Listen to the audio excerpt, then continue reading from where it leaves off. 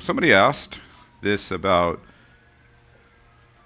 worldviews, importance of worldviews, which didn't talk too much specifically about, but it's within the realm of what we're talking about.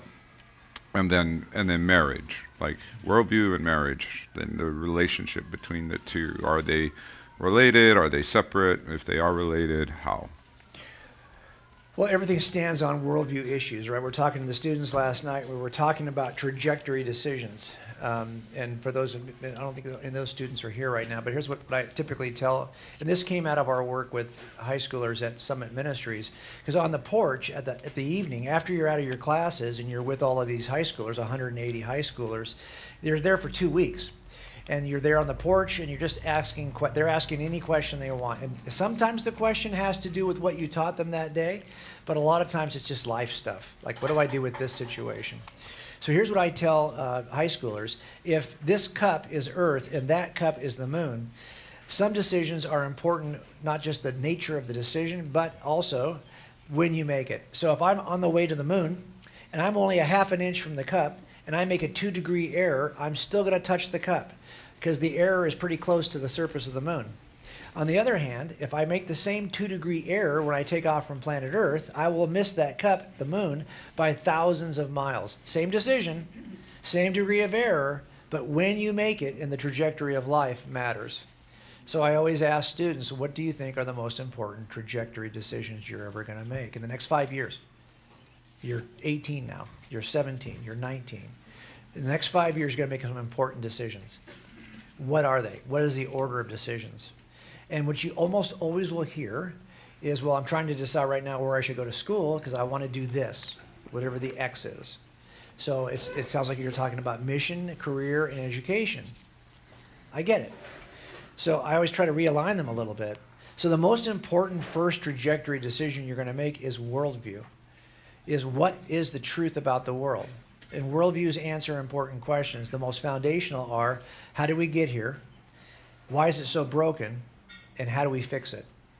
Those 3 questions are foundational to worldviews. And you can't answer the other questions in life until you have that straightened out. If Christianity is true, it sets a different way of thinking about everything else. If it's not, find the view that actually is true and let that be your foundation. And I leave that open to the students.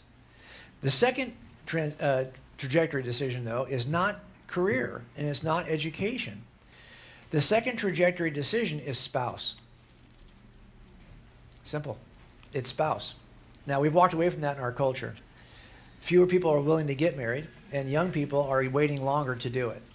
But it turns out there's great data on the benefits of marriage for human flourishing and great data on the benefits of early marriage. But people aren't, they're intentional about other things. Students, but the third one is probably mission and education and occupation. That's well behind worldview and marriage.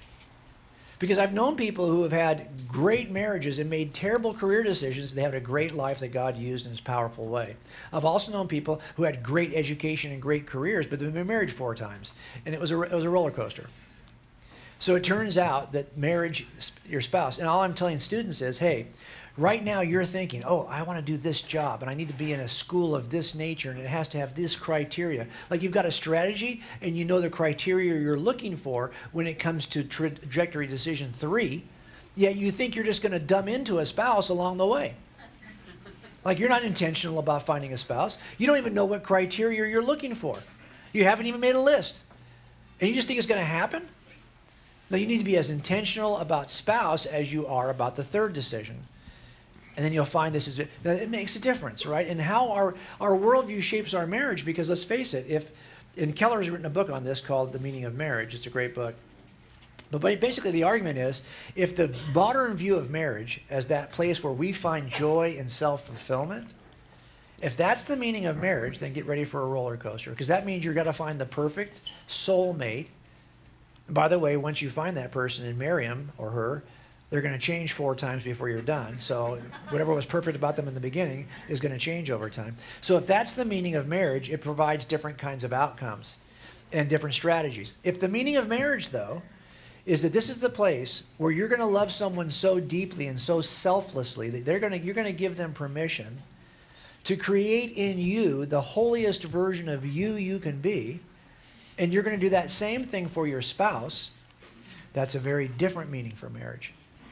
And joy in that context looks different than it is, because now you can handle hardship because you're trying to reinterpret. In the first view, hardship means I picked the wrong person. In the second view, hardship means, okay, now where do I place this in God's overarching story of my life? So there's two different ways, and worldview makes the difference, right? It's not just marriage, by the way. There's this thing called terror management theory, which is just an idea by psychologists that our fear of death is unique to humans. No other species knows they're going to die. But we know we're going to die.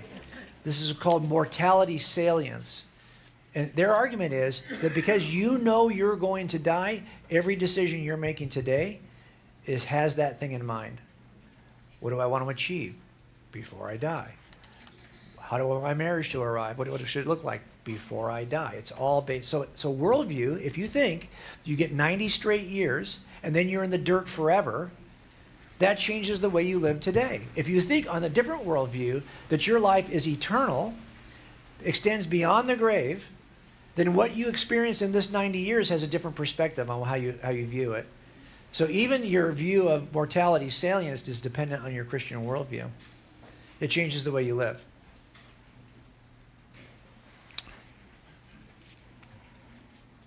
Okay. I was waiting for the pause, and now I think that's long enough. That's okay. long enough, yes. We have a couple of questions related to passing down the faith to children/grandchildren, and I guess especially in this day and age when, we kind of live in the postmodern, deconstructed world, and they're in the middle of it. Any thoughts about how I know you mentioned some things upstairs. Anything else to add to that? Yeah, this is hard, right? Because we all, as parents, feel a certain level of remorse that we could have done something better. That's true for all of us.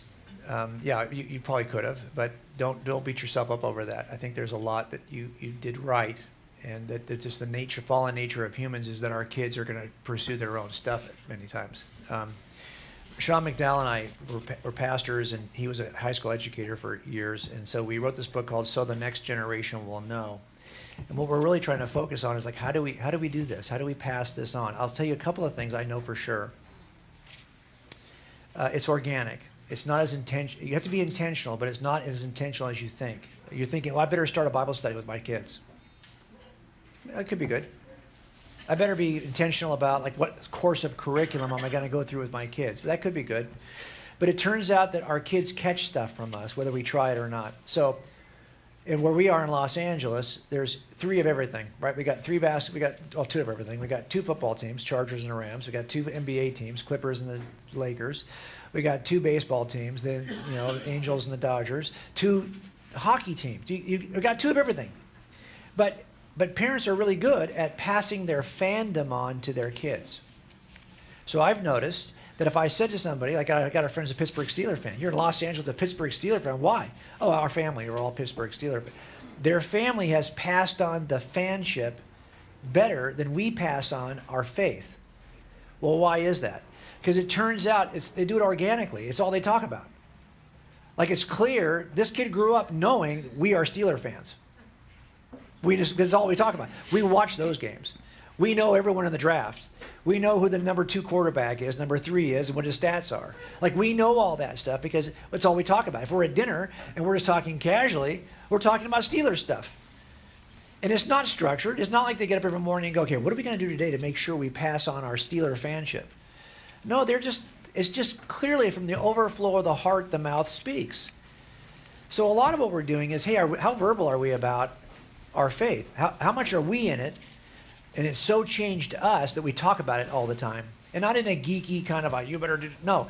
We just talk about it. It's like part of our ethos. If you're in our family, you know Jesus, and you know a lot about Jesus, because that's all we talk about here.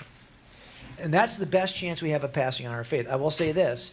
They've done studies on doubt, and we talked about this earlier at the first break, that students or young people who express doubt stay in the faith if they're in a setting in which it's okay to express your doubt. Even if the parents have no idea how to answer it. Like they don't even know like what to say about this. I don't even know how to respond to that. We'll figure it out, but I don't know right now what to say. Here's what happens. If you're in a setting in which you're not allowed to express doubt, those are the settings that most young people walk away from the faith in. It's as simple as that. We also know from studies, if you're somebody who actively serves in the church, your kids have a much better chance of staying Christians because they've seen the life as a Christian worked out, expressed. If you're somebody, for example, who in front of your kids has actively shared the gospel many times, your kids have a better chance of staying in the faith. And that's not like, oh, I got to be intentional. That means I got to share the gospel this month. No, it's like if you're just geeked out about it, you're going to end up sharing the gospel this month. It's not because you're making that your point. It's because the other thing is happening in your life. You're living a transformed life, and you're going to share the gospel organically. And people who do that, their kids stay in the faith.